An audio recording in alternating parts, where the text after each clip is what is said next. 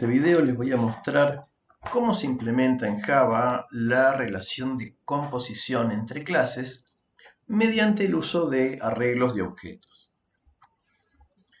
En la relación de composición se va a aplicar cuando un objeto va a estar compuesto o va a contener dentro de sí mismo objetos de otra clase. Esta es una situación que se da muy a menudo en la programación y es importante que sepamos manipularla correctamente. Por ejemplo, si tenemos que representar con objetos un curso de cualquier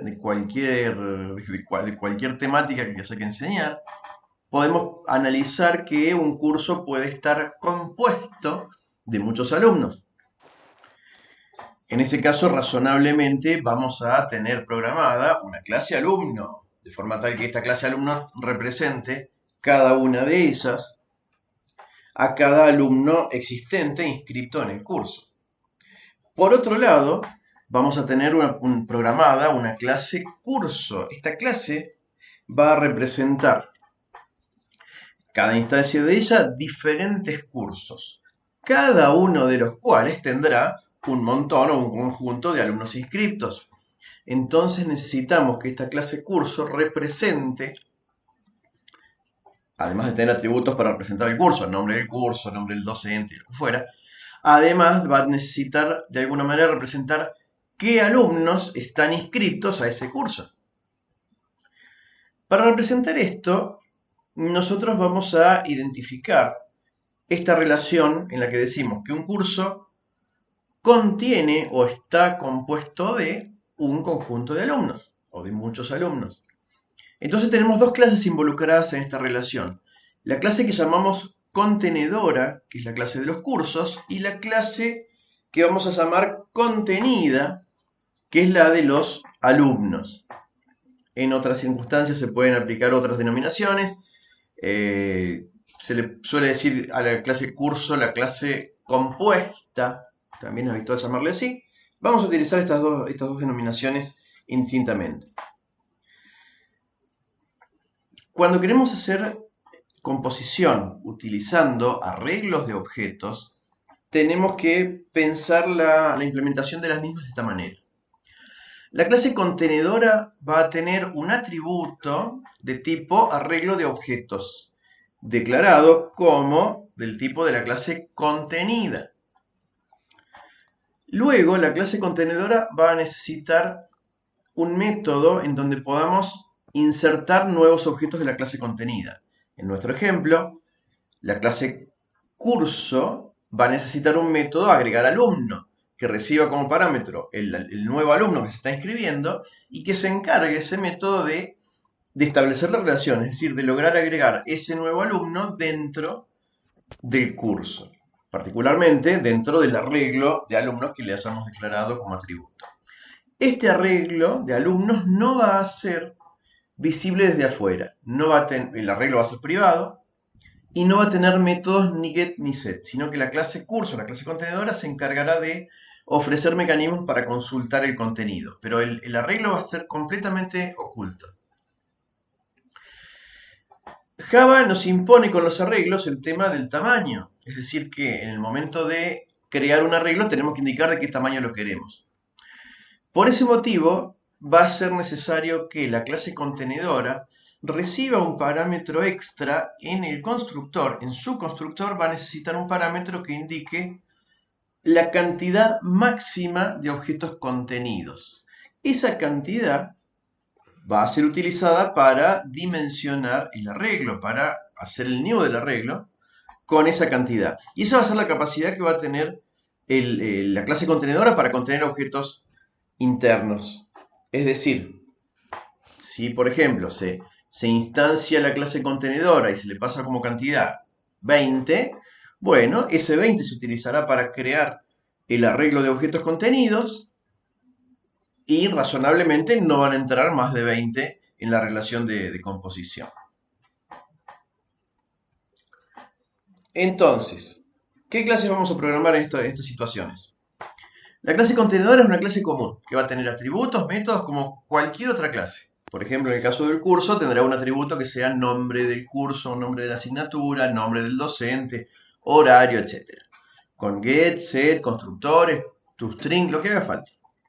Además deberá contener esta clase un arreglo donde almacenar los objetos contenidos, que no va a tener métodos get y set, si bien va a ser un atributo, no le vamos a hacer métodos de consulta y asignación para este arreglo, y con las observaciones que les contaba recién, un parámetro que está en el constructor y un método, al menos un método agregar. Son las únicas modificaciones, por lo demás es una clase común y corriente. Luego la clase contenida es una clase sin ninguna particularidad. Atributos, métodos, get, set, constructor, toString no va a tener ningún inconveniente. Y sobre todo, al menos inicialmente, no van a necesitar que los objetos de la clase contenida referencien a la contenedora. En el ejemplo que les estoy contando, la clase alumno no va a necesitar inicialmente tener un atributo que indique a qué curso fue inscrito. No lo va a necesitar. En algunos escenarios podría ser útil, pero normalmente no va a ser necesario. Analicemos un poco cómo va a ser el código de esta implementación. En todo caso, en todo momento, acá donde dice contenedora será el nombre de la clase correcta, en nuestro ejemplo será curso, y contenido será el nombre de la clase contenida, en este caso será alumno. Esto obviamente hay que extrapolarlo a cada situación que querramos programar. ¿Cuáles van a ser las únicas particularidades en el código fuente? La clase contenedora va a requerir un arreglo, en este ejemplo está como B corta, podría ser cualquier nombre, debería tener un nombre más adecuado, lógicamente, que estará declarado como arreglo de objetos de la clase contenida.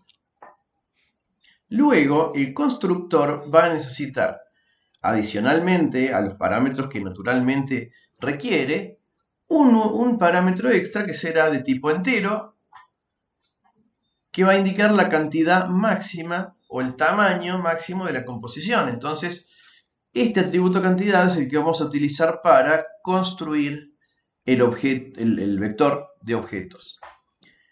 Es importante que el arreglo sea construido durante el constructor, que sea creado el arreglo en el constructor de la clase contenedora.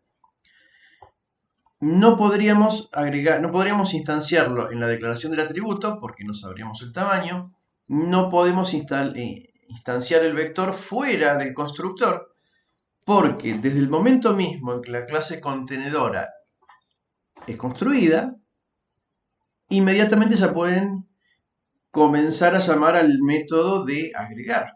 Y este método de agregar requiere que el vector ya esté creado. ¿Por qué motivo? El método agregar es el que va a ser central en este tipo de relaciones porque se tiene que encargar de varias cosas. Por un lado, tiene que lograr que el objeto que se intente agregar quede realmente dentro del arreglo. Pero para eso tiene que tener algunas consideraciones. Este arreglo se tiene que ir llenando de alguna manera a medida que se van llamando muchas veces al método agregar, el arreglo va a tener que ir llenándose con algún criterio. La forma más fácil, naturalmente, va a ser llenarlo en forma secuencial. Que la primera vez que se llame agregar se llene el casillero 0, la posición 0 del arreglo, la siguiente la posición 1, la siguiente la 2, y así hasta que se llegue al final del arreglo. Para lograr esto, hay varias estrategias. La más simple de todas va a ser la siguiente. Que el método agregar inicie un ciclo for haciendo un recorrido secuencial en este arreglo hasta el momento en que encuentre un casillero vacío. ¿Cómo detecta que hay un casillero vacío? Porque encuentra que el vector de objetos tiene un valor nulo en alguna posición. Cualquier nulo alcanzaría. Si al arreglo se lo va llenando en forma secuencial, este ciclo for se va a encontrar con un montón de casilleros ocupados la primera vez, con todos los elementos que ya estén guardados, y el primer casillero vacío va a ser suficiente para guardar ahí adentro el nuevo objeto. ese nuevo objeto va a tener que ser recibido indefectiblemente como un parámetro de este método agregar, de forma tal que este objeto nuevo vaya a ser asignado en el primer casillero vacío. En este punto es muy importante y es una fuente muy habitual de errores olvidarnos de este asunto.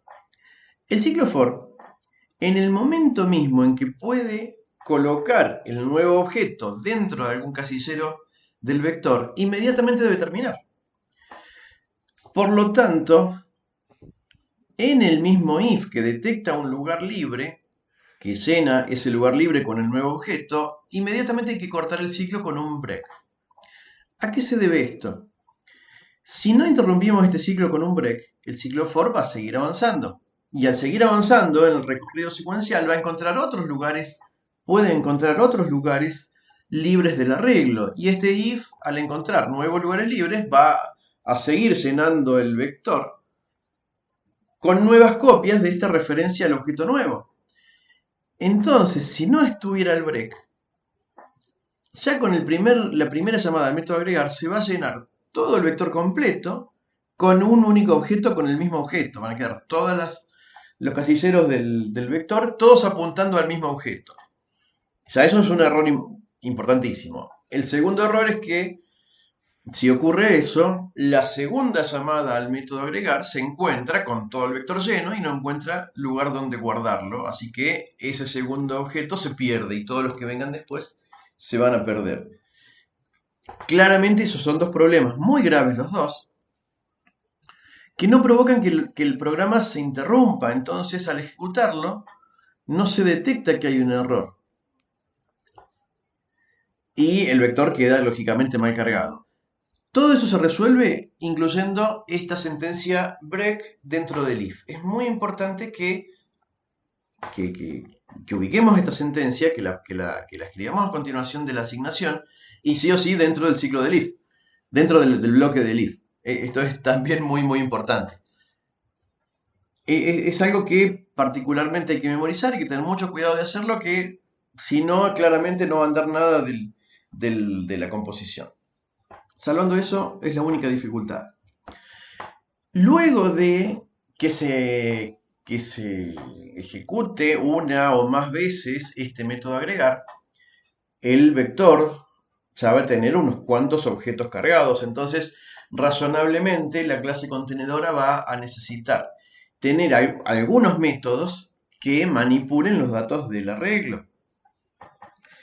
En todas las situaciones en donde la clase contenedora deba manipular el contenido del arreglo para hacer un cálculo, un reporte o para el motivo que fuera, hay que plantear un recorrido secuencial de esta manera. Se requerirá un método. Por cada acción que haga falta realizar sobre el arreglo, vamos a programar un método nuevo. Este método puede que retorne o puede ser void, no, depende de la situación. Ocasionalmente pueden necesitar datos externos, los cuales vendrán como parámetros, como en cualquier otro método. Acá hay total libertad. La única precaución es esta. Hay que hacer un recorrido secuencial en el arreglo, pero puede ocurrir que se haya declarado el arreglo bastante grande y no se lo haya completado, es decir, no se lo haya llenado hasta el final. En ese caso, al recorrerlo el arreglo, el ciclo for se va a encontrar con uno o más o muchos casilleros que estén nulos. Y es muy importante que esos casilleros no sean procesados, porque si el ciclo for intenta enviarle un mensaje a alguno de esos objetos y hay un nulo, el programa se interrumpe con error. Se clava el programa. Entonces es muy importante que estos recorridos siempre verifiquen inmediatamente dentro del ciclo for la primera instrucción del bloque iterativo de este ciclo for tiene que ser una verificación de nulos. Si el objeto que encontramos en cada vuelta es nulo, no hacemos nada. Si es distinto de null, podemos operar tranquilamente y ahí verificamos que lo que haga falta hacer. Luego, depende de la lógica que nos piden, si hay que hacer un conteo, un filtrado, una acumulación, un cálculo, lo que fuera, se verá y se utilizará la lógica que ya conocemos. Finalmente, si el método debe retornar algo, se incluirán los retornos que hagan falta según la lógica que solicita el programa. En el próximo video les voy a mostrar cómo haríamos para programar una composición siguiendo estas lógicas que les acabo de mostrar.